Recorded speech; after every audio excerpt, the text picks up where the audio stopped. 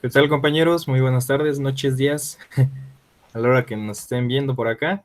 Estamos otra vez, en esta ocasión con Edgar. Compañero, ¿cómo estás? ¿Qué onda, Alex? Pues bien, ya ves, regresando a clases, disfrutando los días de vacaciones, los últimos. Que oye, que fue pesado. Y esta ocasión nos acompaña un compañero de la licenciatura de Ciencias Políticas en Formación, politólogo en formación, el querido amigo Andrés. Andrés, ¿cómo estás? Pues como dice Edgar acá, con la primera semana de clases encima, recuperándose un poco del estrés y todo. Muy bien, Gracias, compañero. gracias por aceptar el diálogo. ¿Y de qué nos va a hablar, Alex?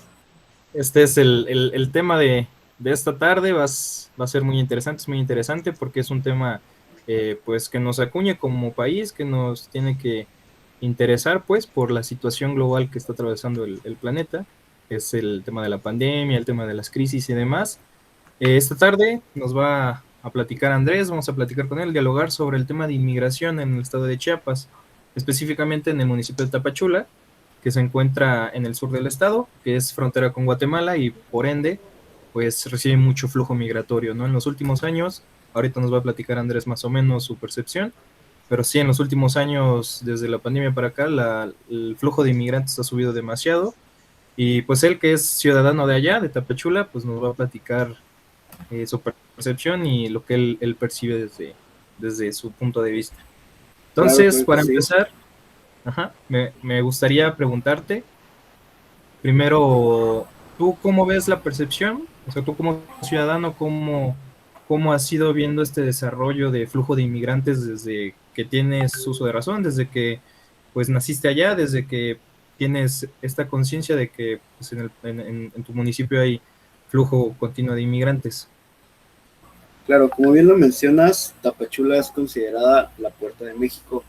Eso quiere decir que han pasado decenas de miles de inmigrantes de diferentes nacionalidades a través de este espacio de Tapachula. Se encuentra localizado a 37 kilómetros de Suchiate. Suchiate es la frontera, la garita migratoria que divide Guatemala con México. Y cómo he vivido la perspectiva. Te puedo decir que realmente desde que tengo uso de razón he convivido con personas extranjeras, con personas migrantes. Principalmente Tapachula, desde los 1800 se tienen registros de la llegada de inmigrantes chinos.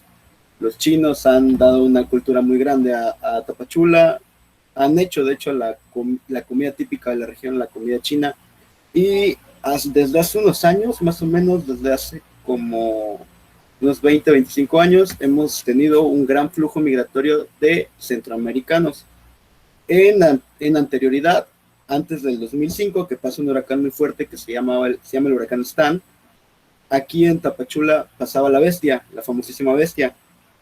El huracán Stan provoca que las vías del tren se desaparezcan, por lo tanto deja un poco el flujo de migratorio tanto de centroamericanos como salvadoreños, y es hasta el 2018 que realmente vuelve a explotar este boom, este auge de migrantes muy fuerte a través de las caravanas, los éxodos migrantes, que de hecho llegaron hasta Puebla y llegaron hasta Tijuana.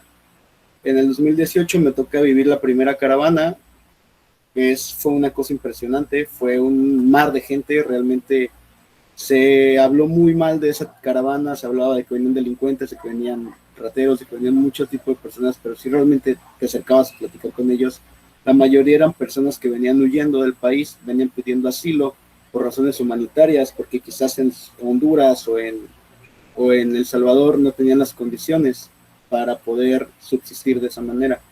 Del 2018 al 2020 se continúa con esta gran migración de centroamericanos, y es más o menos por el 2020 que empieza un flujo migratorio impresionante de haitianos.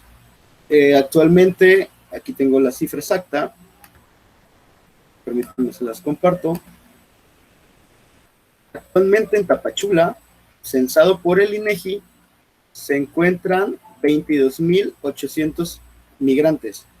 De aquí le sigue Suchiate con 5.269 migrantes, frontera con Malapa con 4.232 migrantes, Tuxtla Gutiérrez con 2.279, Comitán de Domínguez con 1.719, Cacahuatán con 1.596, Tuxtla Chico con 1.498, Mazatán con 1.414 y Huixla con 1.300. 374 migrantes extranjeros, lo cual da más de 60,000 migrantes actualmente en la región. Son datos del primer trimestre del 2021. La mayoría de los municipios se encuentran con migrantes guatemaltecos que conforman un 33,177 migrantes de origen guatemalteco. Le sigue la población de Honduras con 9,947 migrantes. De ahí le sigue El Salvador con 5,240 migrantes y alrededor de 12,900 migrantes son haitianos, pero estos 12,900 migrantes haitianos se encuentran solo en la ciudad de Tapachula.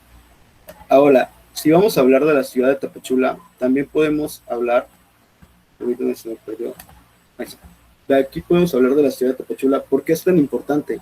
Porque es que se concentra tanta migración en Tapachula, y eso es por una sencilla razón, porque es la oficina más cercana de la Comar. La Comar es la Comisión Mexicana de Ayuda a Refugiados.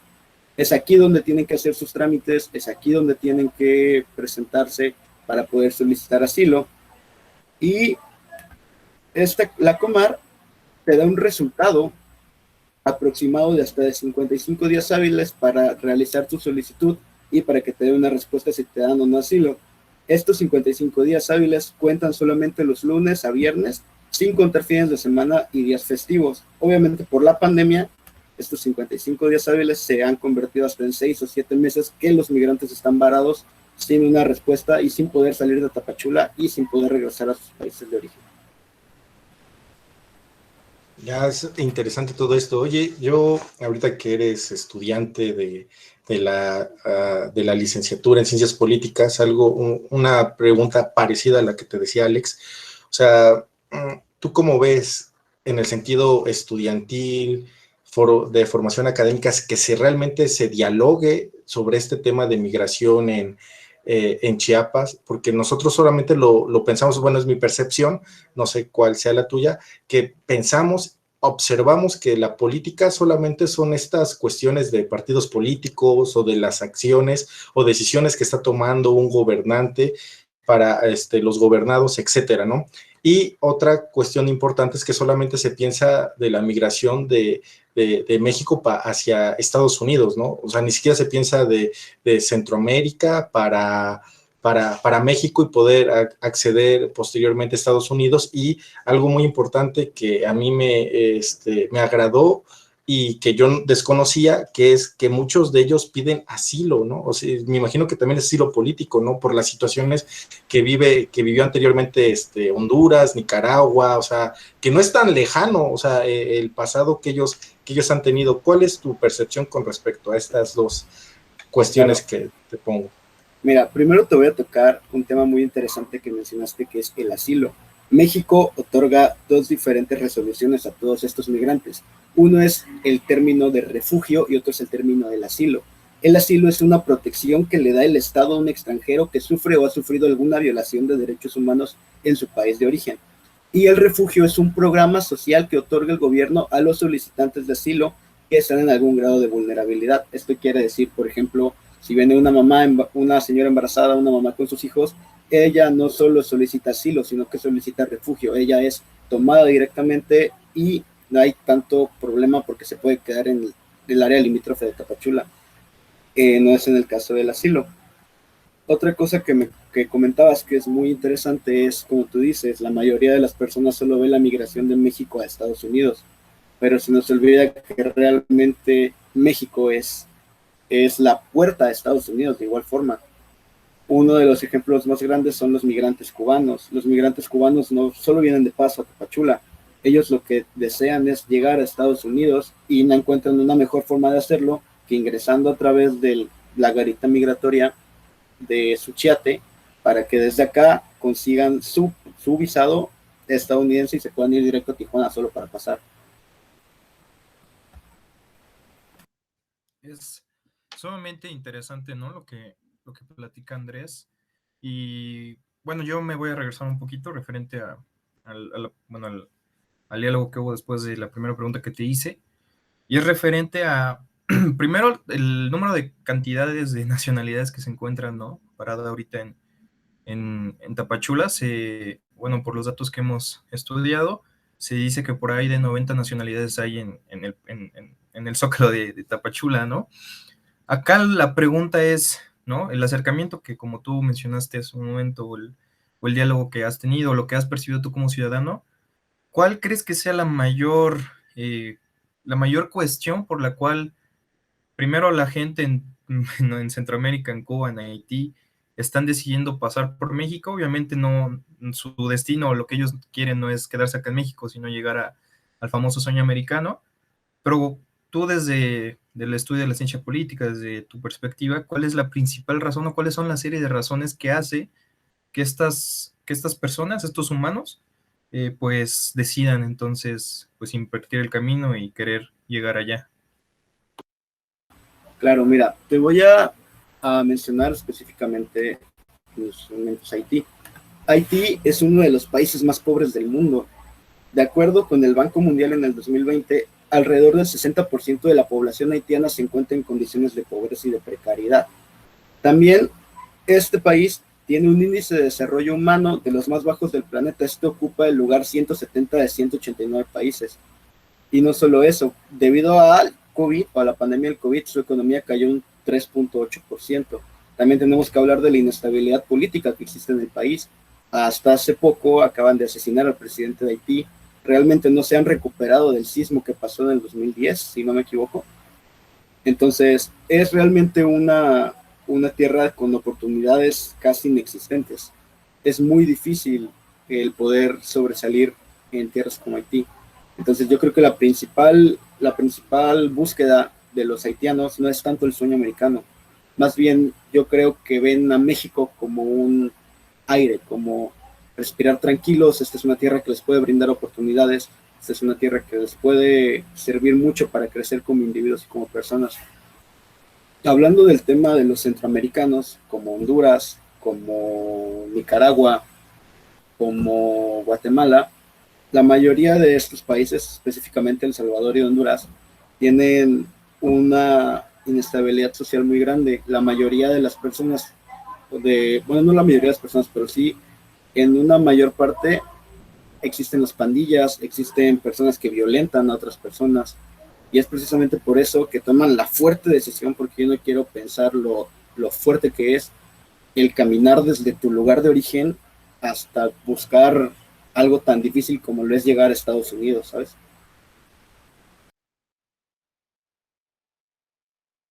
Sí, esto que dices de las pandillas, ¿qué tanto hay maras salvatruchas en esta parte? Si están. Y otra cosa que estabas comentando, bueno, que a la distancia pues no lo sabemos, ¿no? Siempre se habla del racismo que sufren los mexicanos pasando a Estados Unidos, y si existe racismo de parte de los mexicanos con los centroamericanos o con los caribeños, ¿no? Porque casi siempre se ve, ¿no? El racismo, nos quejamos del mismo racismo que nosotros llegamos a sufrir o de que paisanos llegan a sufrir con relación a Estados Unidos, a estadounidenses, pero nosotros no sabemos si actuamos igual, ¿no? Tenemos esa prepotencia. Y como te había dicho antes sobre los maras salvatrucha, ¿hay maras salvatrucha? ¿No hay? ¿O es exclusivo simplemente de Centroamérica? Déjame comentarte que en mis recuerdos, cuando yo estaba más pequeño, tenía alrededor de 12 o 13 años, las maras salvatrucha y la pandilla 18 era impresionante la cantidad de miembros activos que habían en Tapachula, pero este fenómeno se termina desde el huracán Stan. ¿Por qué? Porque la mayoría de estas pandillas, la mayoría ¿cómo te puedo explicar? Obtiene ingresos a través de dos cosas principales. Uno son las extorsiones y otro es la venta de drogas. Al dejar de existir las vías que transportaban a la bestia, pierden mucho las extorsiones que tenían en nuestra región y se repliegan a otra vez sus lugares de orígenes, como son Guatemala, como es El Salvador y Honduras. Actualmente sí existe la pandilla, pero ya no tan marcado como lo existía en años anteriores aquí en Tapachula. Se llegaba a ver en las vías del tren realmente a las personas como se ven en las fotografías, totalmente llenas de tatuajes. Era una zona muy peligrosa Tapachula, y gracias, bueno, no tan gracias al stand, fue que las vías desaparecen y es que se calma mucho la situación, la pandilla en Tapachula. Y bueno, ahora mencionando y retomando lo que dice Edgar y lo que comentábamos hace un momento, pues sí, ¿no? O sea, como menciona Andrés, la gente está pues huyendo de sus países por situaciones de hambre, ¿no? Porque esa es una principal razón. En países como Guatemala, Honduras, Nicaragua, Haití, Cuba, por ejemplo, pues existen, ¿no? Pocas oportunidades para desarrollarse como personas, para poder tener una vida digna y todo eso. Se está huyendo también de la inseguridad, ¿no? Yo estaba viendo una entrevista que le hacen a un inmigrante hondureño y dice que él sí tenía trabajo, pero que huía porque el hostigamiento diario de las pandillas, sea la más Salvatrucha y todas las pandillas que existen en Centroamérica, pues él no quería esa vida para él ni para sus hijos, ¿no? Entonces deciden pues unirse a las caravanas y pues buscar el sueño pues tanto acá en México como en Estados Unidos, ¿no? Y así podríamos ir con las 90 nacionalidades, en lo particular, pues como sabes, pues también soy de allá y tuve la oportunidad de platicar con algunas caravanas y viene gente de Afganistán, viene gente de Somalia, viene gente de Angola, de Egipto, ¿no? Iraníes, hay mucho iraní, iraquí y demás. Y a mí algo que me interesó demasiado y que me gustaría preguntarte es la forma de subsistencia de estas personas acá en la frontera. Es decir, ¿tú cómo has visto que ellos subsisten? ¿Han puesto negocios? ¿No han puesto negocios? ¿Cuál es su manera de, pues sí, ¿no? Meterse a este país para, pues poder, pues en lo que pasa su proceso de migración, su proceso del, del resguardo comunitario, ¿qué es lo que tú has visto que ha hecho, pues sí, ¿no? La gente inmigrante para subsistir y poder, pues, hacer más ameno su estancia acá en el país? Mira, a través de mi experiencia con los años me he dado cuenta que, por ejemplo, la gente oriunda de Guatemala subsisten mayoritariamente en trabajos, buscan trabajos, las mujeres de empleadas domésticas, los hombres en la construcción, en ese tipo de mano de obra que les beneficia a ellos también. En el caso de los cubanos vienen a México, o en este caso Tapachula, solo como un trampolín. A ellos no les interesa estar aquí, ellos lo que quieren es llegar a Estados Unidos y la familia que tienen en Estados Unidos es la que los subsiste. A ellos les mandan dinero, ellos están bien económicamente, al menos la mayoría con los que he platicado. En el caso de los haitianos no, es una de las barreras más difíciles que tienen ellos es el idioma. Ellos no hablan español, como en el caso de los centroamericanos o de los cubanos. Por lo tanto, esa barrera de comunicación es lo que les provoca es muy difícil para ellos encontrar trabajo. De lo que subsisten mayoritariamente es en salones de belleza que he visto. Hay mujeres haitianas haciendo trenzas típicas de la región de allá.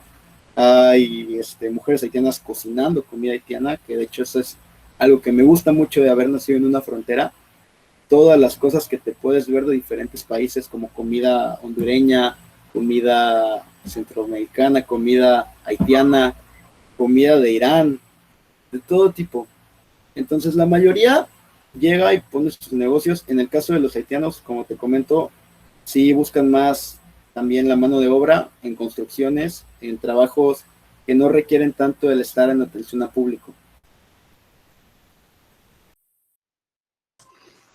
Y con respecto a los derechos humanos, que sí se respetan sus derechos de los migrantes o se los pasan por alto. Eso es como que algo muy importante, ¿no? Saber, tú que estás ahí, lo percibes, o sea, sí notas que hay diferencia en el trato, que, que sí es muy marcada o no lo es. Mira, en el caso de los derechos humanos, aquí se encuentra, como te comentaba, la Comar y se encuentra de igual forma el ACNUR, que el ACNUR es una parte de las Naciones Unidas que ayuda a los refugiados. Por lo tanto, cualquier violación a los derechos humanos de los migrantes es tratada en esas oficinas. En el caso de los puestos del Instituto Nacional de Migración, sí es muy comentado por la sociedad tapachulteca que existen muchas violaciones a los derechos humanos. Hay veces en las que se puede escuchar, se pueden leer reportajes de que encierran a los migrantes y los dejan 2-3 días sin comer, los dejan en condiciones precarias. La garita migratoria, no la garita migratoria, el INM, que está aquí en Tapachula, el Instituto Nacional de Migración, la parte del Instituto Nacional de Migración, es la más grande de toda Latinoamérica y puede soportar hasta 1,000 migrantes. ¿Cómo te puedo decir? Este refugio que tenemos acá. Pero se ha llegado a tener una capacidad de hasta 3.000 migrantes en ese refugio en la época de las caravanas. Entonces, del caso de los derechos humanos, sí es como que muy escuchado que son violentados, en especial por las extorsiones, en especial por los asaltos que sufren al pasar la frontera, por muchas cosas. Y sobre todo también como por parte del hostigamiento, ¿no? Que hay por parte del Instituto Nacional de Migración y también por los mismos habitantes de Tapachula, ¿no? Es decir, los mexicanos, como mencionaba Edgar hace unos instantes, cuánto nos ofendemos allá, o sea, cuánto nos ofendemos cuando en Estados Unidos nos tachan de que vamos a saltar, de que somos tal, tal, tal, tal, y pues repetimos el mismo, ¿no? El mismo diálogo con los compañeros y los hermanos inmigrantes de Centroamérica. Y ahora que hago el contraste, ¿no? Entre fronteras de Estados Unidos y Tapachula, bueno, y Chiapas, me gustaría preguntarte, ¿no? También, obviamente, desde tu perspectiva, y bueno, si has estado en la frontera, ¿por qué, es decir, por qué en Estados Unidos no hay estas caravanas? Es decir, ¿por qué no se permite entrar? Obviamente sabemos que hay un muro enorme, sabemos que la vigilancia es muchísimo mayor, pero entonces, ¿qué pasa acá con México? ¿No? Es decir, tenemos, sí, el Instituto Nacional de Migración, tenemos también Guardia Nacional, pero los inmigrantes siguen y siguen fluyendo, ¿no? Es decir, ¿tú en qué crees que falla el Estado en permitir, pues, en qué tan fácil es para los migrantes, pues, pasar, ¿no? A este lado de la frontera, a este lado del país? Claro, también, Alejandro, yo creo que conoces la frontera, como dices, tú eres acá, has estado muchas veces en la frontera. Realmente la garita migratoria, tanto de Suchiate como de Talismán, son un chiste, ¿sabes? El pasar de México a Guatemala no te pide nada, ni te oculta nada, es simple y sencillamente cruzar un puente, no hay la vigilancia que se dice que hay de guardias nacionales, no existe. Realmente tú como ciudadano mexicano puedes ir y venir de Guatemala sin ningún problema, solamente pasando la frontera, y los centroamericanos y la mayoría de los migrantes que no tienen los papeles para poder ingresar de forma legítima al país, lo único que tienen que hacer es contratar una balsa que los pasa en el río frente a las autoridades, no les cuesta más de 10 quetzales el ingreso al país. Entonces, realmente es una frontera no vigilada. La gran diferencia entre la frontera de Estados Unidos con México y la de México con Guatemala es que la de Estados Unidos y México tiene una vigilancia a las 24 horas del día. Están siempre la Border Patrol encima de los migrantes, siempre está vigilada, y aquí no. Aquí es una frontera realmente sin ley en el que cualquiera puede ingresar al país sin ningún problema. De hecho, encontré una cita muy interesante de un doctor de aquí de Tapachula que mencionaba, déjame la encuentro, que Tapachula forma como una extensión de un límite fronterizo que está adentrado en el territorio. Aquí la ciudad funciona como un espacio público, como un patio de vigilancia sobre los cuerpos. Esto quiere decir que Tapachula realmente es una parte de México que no está tan cuidada. La verdadera garita migratoria o estación migratoria pesada, donde realmente existe la detención y donde realmente existe la deportación, se encuentra en Huixtla. Huixtla está alrededor de unos 40 o 50 minutos de Tapachula. Entonces, esta parte de Tapachula, Cacahuatán y Suchiate ha sido tomada como una parte más de la frontera, como una zona de tolerancia en la que los migrantes pueden estar mientras resuelven sus trámites migratorios sin ningún problema y sin ser molestados y sin ser deportados. Esto también explica el por qué hay una cantidad tan desmedida de personas, por qué no hay un ingreso adecuado al país de parte de los migrantes. Y con respecto a todo esto que estamos hablando de las caravanas, que se me hace interesante todo este desglose que ya hasta te lo sabes de memoria, que eso es muy importante. ¿No se preguntan qué ha pasado con las demás caravanas? O sea, es decir, ya habían entrado 2 caravanas anteriormente. ¿No se preguntan qué es lo que ha pasado? Es decir, ¿qué es lo que fue de esos migrantes? Y lo digo porque se estaba desde hace algún tiempo atrás, unos meses atrás, estaba ya hablando que venía una caravana y en Guatemala precisamente la detuvieron. Lo digo porque ¿qué pasa con todos esos migrantes, ¿no? Que no pudieron acceder a Estados Unidos? Se quedan en diferentes partes del Estado mexicano, de la República Mexicana, o son amenazados, o son reclutados por el crimen organizado, no sé, o sea, ¿qué es lo que está pasando, no? O sea, yo lo pongo en contexto también, porque es algo que atañe a la política tanto nacional como internacional, ¿no? Internacional en el sentido de más cercano de Centroamérica. No se llegan a preguntar qué es lo que pasa con todos esos migrantes que no llegan a Estados Unidos, porque lamentablemente muchos de ellos o son asesinados o fallecen por distintas circunstancias. Mira, realmente, si tú ves entrevistas con migrantes, si tú ves reportajes de las caravanas, que fueron muy sonadas 2 caravanas, pero realmente han habido más de 8 o 9 caravanas, con un menor número de gente, pero siguen existiendo. El verdadero reto no es salir de Honduras, el verdadero reto no es salir de El Salvador, el verdadero reto es cruzar México. El cruzar México es algo sumamente peligroso para personas como ellos, porque como tú bien mencionas, existe el crimen organizado, también como mencionaba el compañero Argueta, los mexicanos, aunque digan que no son sumamente xenófobos y sumamente racistas, es un verdadero infierno el que pasan. Entonces, a través del recorrido del país, que es súper extenso, desde Tapachula hasta Tijuana, la mayoría de los migrantes se van dispersando por zonas en las que ellos consideran que ya está bien, el llegar y el hacer su vida ahí. Uno de los ejemplos de la primera caravana fue el estado de Puebla. Hubo un gran número de personas que se quedaron residiendo en el estado de Puebla debido a que el viaje desde Honduras hasta Puebla es sumamente exhausto, se habían quedado sin dinero y prefirieron quedarse ahí y perder el sueño americano.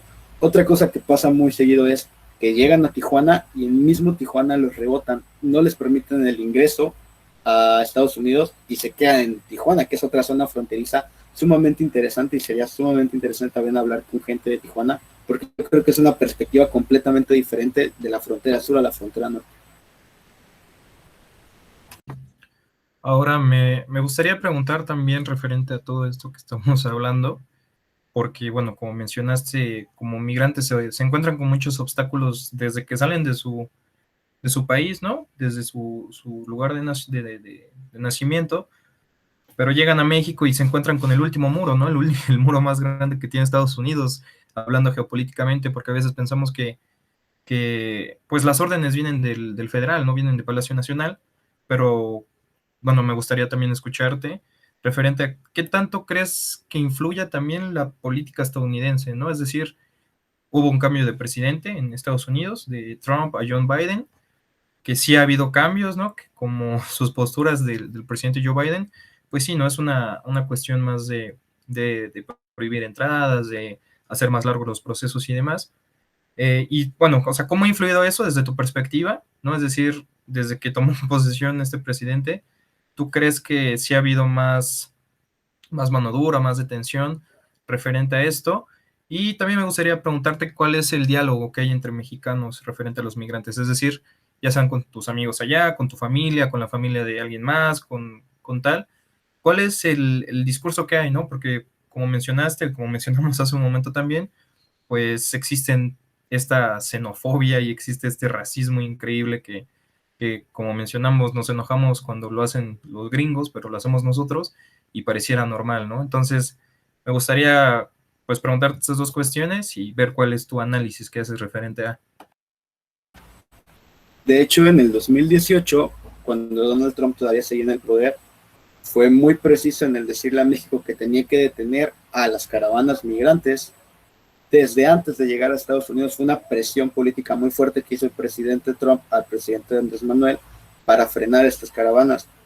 A través llegando Joe Biden, como tú mencionas, realmente Joe Biden relaja un poco más los procesos al discurso que tenía Trump, a todo lo que había mencionado Trump, pero solamente los relaja, más no ayuda a los migrantes, no sé si me explico, más no los hacen trámites más largos, como tú dices.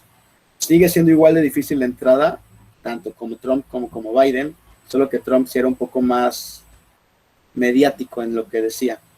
Y referente al tema de cómo llevan los mexicanos, o bueno, en este caso los tapachultecos, a la migración, realmente la mayoría de la sociedad tapachulteca está en contra.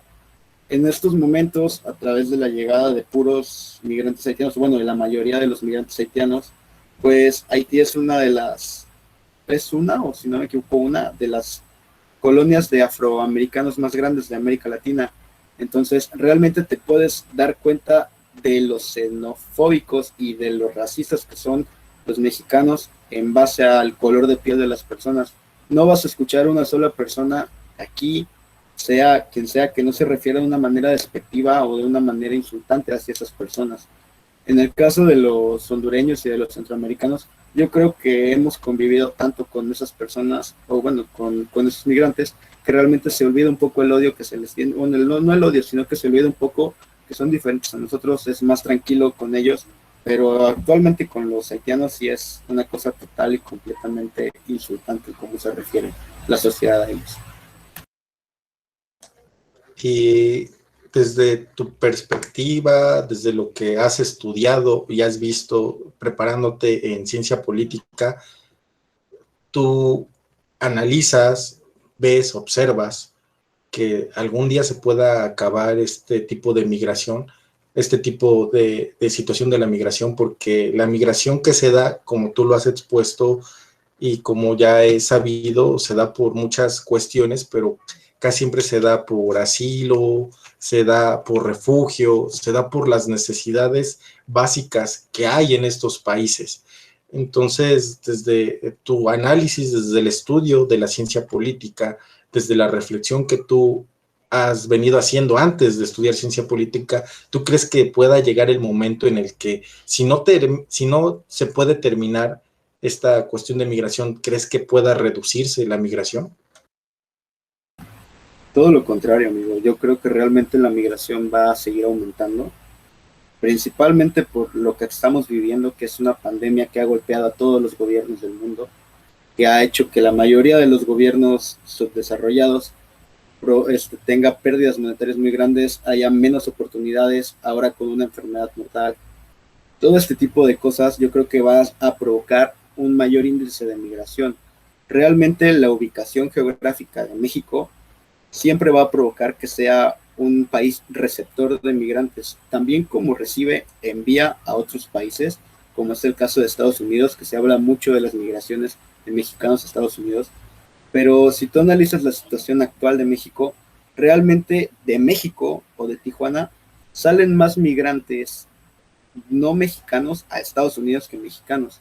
Salen más migrantes de otras nacionalidades, llegan a Tijuana otro tipo de personas y de la misma forma en Tapachula van a seguir llegando y no creo que sea algo que se frene. Yo creo que al contrario va a seguir en aumento en estos años. Va a ser muy interesante también ver la multiculturalidad que se va a llevar a cabo aquí en Tapachula o aquí en el estado de Chiapas, en todas estas zonas que te menciono, que no tienen un control migratorio adecuado. Yo creo que va a seguir aumentando. Claro, no es sumamente delicado todo esto que estamos hablando, primero que nada por la situación humanitaria, ¿no? O sea, en lugar de pensar que bueno, son nicaragüenses, o sea, yo creo que la nacionalidad al fin de cuentas no importa, sino que pues, son personas, ¿no? Como ustedes, como yo, como cualquiera en este país, en este mundo, que lo que buscan precisamente es pues salir de esta situación política de su país, de la violencia, de la marginación, del racismo y demás, y pues lo que buscan es un mejor lugar, ¿no? O sea, una esperanza de vida muchísimo más digna para ellos. Y bueno, respecto a esto, yo recuerdo que antes de empezar la entrevista, nos comentabas que tu familia rentaba cuartos o daba cuartos, algo así, con personas cubanas.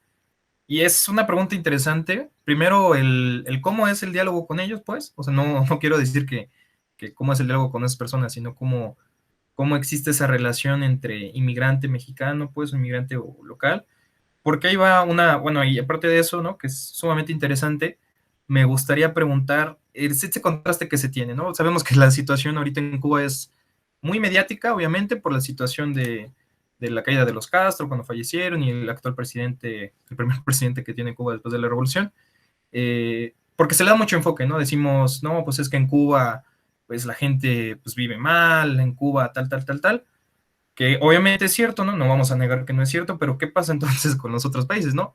O sea, acá la arista es que solo porque un estado socialista se le da ese enfoque, pero incluso acá en Tapachula, y tú me lo vas a hacer saber también, qué contraste existe hasta con los inmigrantes. Es decir, los mejores o la gente inmigrante que vive mejor acá en México, en Tapachula, es la gente cubana, ¿no? Porque tiene mucha familia en Estados Unidos que recibe divisas en dólares, por supuesto, a diferencia de haitianos, a diferencia de hondureños, de guatemaltecos, que son países capitalistas, pero que también pasan por la misma situación, ¿no? Entonces, me gustaría saber tu análisis referente a lo que te estoy comentando y sobre todo, pues tú con tu familia, cuál es la relación con ellos, ¿no? Porque pues nos comentaste que se rentaban cuartos. Pues como tú dices, realmente todas las personas, todos los migrantes son sumamente amables, son sumamente amigables. En el caso de mi abuelita, que tiene 3 cuartos en la parte de arriba de su casa, el cual actualmente le está rentando a personas de origen cubano, estas personas son sumamente amables. Es muy, muy, muy interesante tener una conversación con ellos. Son modos de pensar muy distintos en los que tenemos. Realmente ellos lo único que necesitan, lo único que están buscando es, como tú dices, un mejor sustento para su familia, un mejor sustento para su vida. Son sumamente amables y yo creo que ellos, o la mayoría de los migrantes cubanos, sí vienen saliendo por las condiciones por las que está Cuba, ¿sabes? Las condiciones actuales de Cuba son muy, muy, muy, muy precarias. La inestabilidad política actual de Cuba también con la caída de los Castro está grave. Entonces, yo creo que ellos van a ser los que brinquen, los que vayan a Estados Unidos y les va a ir súper bien.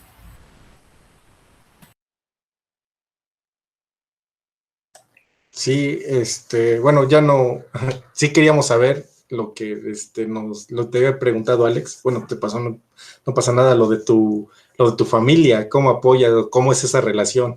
Ah, claro, disculpa, No te preocupes. se me fue. Bueno, pues la relación de mi familia con los migrantes en este caso es buena. Realmente en la colonia en la que vivo, en la zona en la que vivo, es una zona en la que la mayoría de las casas se rentan. Entonces, donde mi abuelita, migrantes cubanos, enfrente de mi casa viven personas haitianas, hay un campo de fútbol cerca de mi casa en las que conviven la mayoría de personas. Y en el caso de la relación con mi familia, con las personas, yo creo que es de mucho apoyo.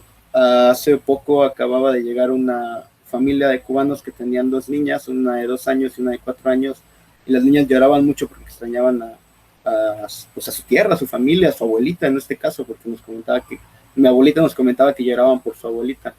Entonces, en el caso de mi familia, decidimos pues regalarle unos juguetes para que estuviera pues más tranquila, todo eso.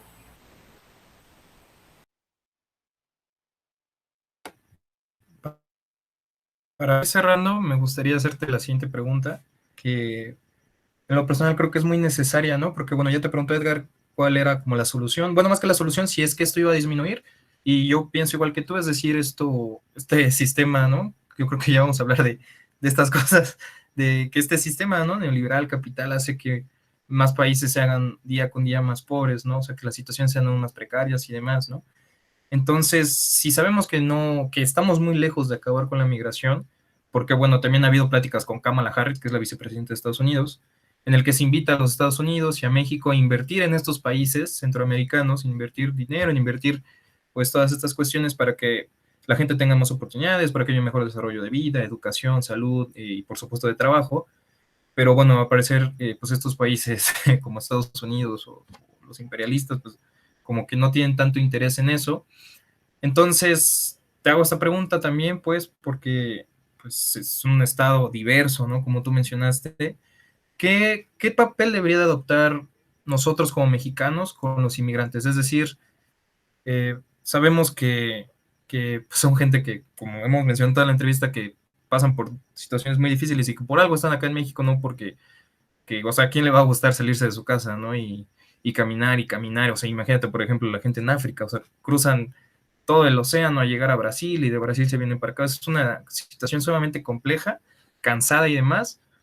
Pero bueno, ¿tú qué solución darías, pues? Y sobre todo, ¿cuál crees que sea la postura que deberíamos de tomar como mexicanos, como ciudadanos, con las personas inmigrantes, ¿no? Porque sabemos que pues, es un problema de todos, ¿no? Un problema mundial estas situaciones. Pero entonces, en lugar de unirnos, pues, de ser más como empáticos con esta situación, pareciera que el discurso se está trastornando a lo que hacen los gringos, ¿no? De división, de racismo, demás.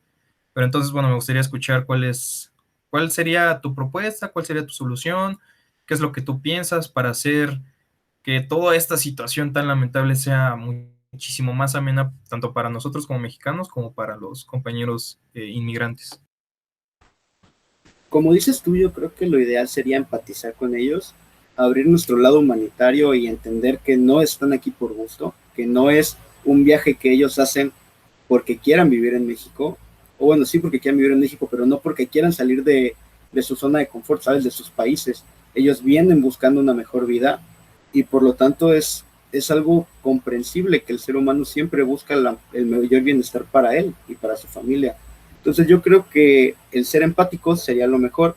De igual forma, la llegada de tanta gente es algo beneficioso para Tapachula en este caso, debido a que va a haber más oferta, más mano de obra, va a haber mayor índice de personas que quieran encontrar trabajo, puede llegar a crecer tu empresa o tu constructora o cualquier otro lugar que tengas. Entonces yo creo y considero que se les debe de brindar la oportunidad, que si ya están aquí, que sea por algo bueno, que puedan ellos sacar provecho de poder tener un trabajo, de poder tener mejores oportunidades y realmente como nosotros como mexicanos, olvidarnos de toda esa xenofobia que tenemos y de todo ese racismo y comprender que lo que ellos sufren es lo mismo que pasa en nuestros hermanos en Estados Unidos. Llegar a entender eso. Pues muchas gracias, Andrés, por tu reflexión, los datos y todo esto que un tema nos lleva a otro. Algo que decía Alex, que también con lo que me quedo, lo último que decía es que no solo Cuba sufre, y no solo porque es socialista, sino porque los países también de Centroamérica son capitalistas y se supone que el capitalismo es lo mejor, ¿no? No hay que juzgarlo, hay que reflexionarlo, y todo esto nos ayuda a comprender, ¿no? Que todos somos seres humanos, que la primera igualdad que tiene todo ser humano es la diferencia. Eso desde la filosofía se maneja mucho, desde un filósofo mexicano que se llama Mauricio Beuchot. Y pues muchas gracias por compartirnos tu experiencia, todo lo que tú has vivido y cómo lo reflexionas, ¿no? Desde la ciencia política. No, pues muchísimas gracias a ustedes por la oportunidad. Realmente yo creo que entablar un diálogo entre personas que se están formando para politólogos es muy importante, más en estos temas que tocan cosas humanitarias. Claro, y no, nada, los agradezco a los dos, a ti, Andrés, por tu tiempo, pues, y por compartirnos estas cuestiones, ¿no? Que como te mencionábamos, soy de allá, pero pues no resido allá, resido en Puebla, y todas estas situaciones son familiares, pues, y me llama mucho la atención, ¿no? Porque son situaciones de precariedad muy fuertes, que pareciera que no están tan cerca, pero realmente están muy cerca de nosotros y acá en Puebla hemos visto también el fluido de migrantes y sobre todo pues hacer el análisis, ¿no? Como politólogos, como filósofos y demás, también agradecer a Edgar por su participación y como siempre andarnos acompañando en las entrevistas y acompañarnos mutuamente. Y pues sí, ¿no? Muchas gracias compañeros y espero pues que más adelante con las cosas que vayan pasando, pues Andrés nos apoye con la situación allá que va a ser nuestro comensal en la frontera. Nos vemos, bye. Nos vemos compañeros.